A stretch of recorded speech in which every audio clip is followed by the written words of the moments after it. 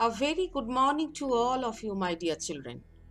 In this video, I would like to discuss how microbes can be used as biocontrol agent and what are the benefits of using biocontrol agents instead of using insecticide, fungicide, etc. It is under the chapter Microbes in Human Welfare. So, without any further ado, let's get started.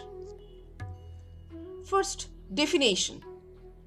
What do we understand by biological control or the biocontrol? Biocontrol can be simply defined as the control of growth of an insect or pest by the use of biological agents or the living organisms. In modern society, these pests and insects are increasingly tackled by the use of insecticides and pesticides. But the use of pesticides and insecticides, weedicides have some harmful and adverse effects on human being, on plant life and even on other life forms.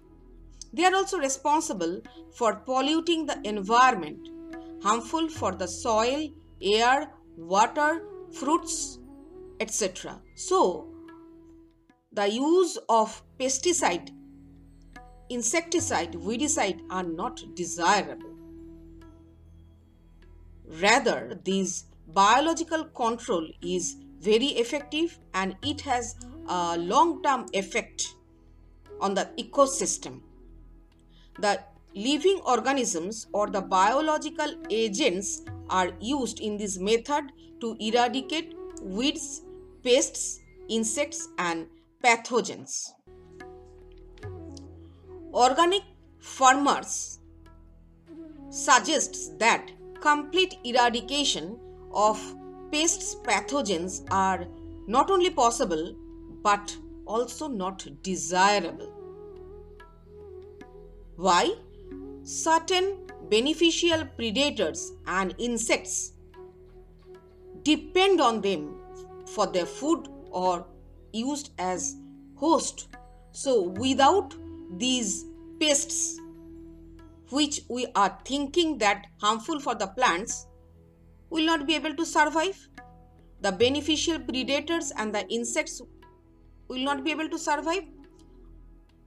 So organic farmers suggests to keep a balance and check system in the ecosystem. It should be at a manageable state, right? These biological control agents are very specific to harmful organisms, thus do not kill the useful organisms present in the soil. This method relies on natural predation. Therefore, for the use of biocontrol agent, detailed knowledge of different forms of lives in the field, their life cycle, their feeding pattern, their habitat is required. Without in-depth knowledge of this part, we will not be able to use the biocontrol agent for the eradication of pests or insects, right? Now, what are the most common biocontrol agents are used in the field by the farmers? First one, lady beetle with red and black marking, used to eliminate aphids which are not required. Dragonfly is used to eliminate mosquitoes. Bt toxin is a microbial biocontrol agent. It is derived from the bacteria Bacillus thuringiensis, which is introduced in the field to control butterflies, caterpillars, that is the Lepidopteran group of insects. When Bt spores are sprayed on the plants, along with the water, these insect larvae consume the spores or the crystals of this bacteria, that is the cryprotein. They die. Actually, what happens, these Bacillus thuringiensis in the form of powder is available in the market in sachet. The farmers mix it with water and spread on the plants which are affected by Lepidopteran group of insects. Actually, this Bacillus thuringiensis is responsible for the production of a cryprotein in a particular phase of their metabolic life cycle, right? And these cryprotein, when taken up by these Lepidopteran group of insects in their alkaline gut, becomes active, and they get attached to the receptors present on the epithelial tissue, and thus responsible for the formation of pores, that is the lysis of the epithelial tissue. Then ultimately it leads to the death of the Lepidopteran group of insects. Thus the plants can be protected from the harmful effect of Bacillus thuringiensis. When the caterpillar Lepidopteran group of insects eat these leaves, they will take up the cryprotein because it is produced by the Bacillus thuringiensis. It is spread over there.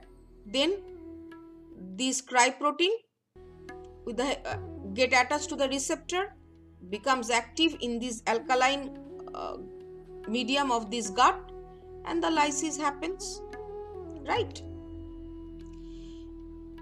Nowadays, using the knowledge of biotechnology, genetically modified BT crops are produced. Actually, the BT gene, which is responsible for the production of the cryprotein, is introduced into the plant using the knowledge of genetic engineering and the biotechnology. Now, whenever the insects, Lepidopteran group of insects, eat the leaves of these genetically engineered plant, they eat up, and thus in their alkaline gut, that cryprotein becomes active, and thus the lysis occurs. Another natural insecticide called pyrethrum, extracted from the flower head of Chrysanthemum cinerifolium, and it is used in the organic farming. Why? Because these plants grown near the crops repel insects due to their insecticidal properties. Now the next one is the Trichoderma. It is a free-living fungus and is very common in root system. It is a very effective biocontrol agent for several plant pathogens. Okay, so this is the trichodermal filament, and it is available in the market in the form of packets that are bought by the farmers. This slide represents the steps how Bacillus thuringiensis can be used for the protection of certain plants like BT cotton, BT brinjal. Already it is explained. I hope clear, isn't it? Now the next one is baculovirus. In this baculovirus group, nucleopolyhedrovirus is the most common one, which acts as the biocontrol agent for various plant pathogens and the pests. They attack insects and arthropods, that is the pests. The use of baculovirus has long-term impact in the ecosystem. Do you know why? Because these are species specific, narrow spectrum, insecticidal application. So they are working on a particular species and they are not harming other plants, animals, birds, fishes. So it is very beneficial for ecologically sensitive areas, right? All the biocontrol agents are used and conserved under integrated pest management program. So what have we learned? We have learned a variety of microbes are used as biocontrol agent, like dragonfly, ladybird. Then we have discussed, that is the bt cotton, bacillus thuringiensis. We have discussed baculovirus, nucleopolyhedrovirus. Then we have discussed, that is the trichoderma, the fungi, right? So all these can be used as biocontrol agent, but the knowledge regarding their lifestyle, their feeding habit, the pattern, the life cycle, everything should be clear to the farmers before using it in the field, right? This brings me to the end of this lesson. I hope what we have discussed is clear to you. Thank you, my dear children. Be curious, be inquisitive, and keep learning.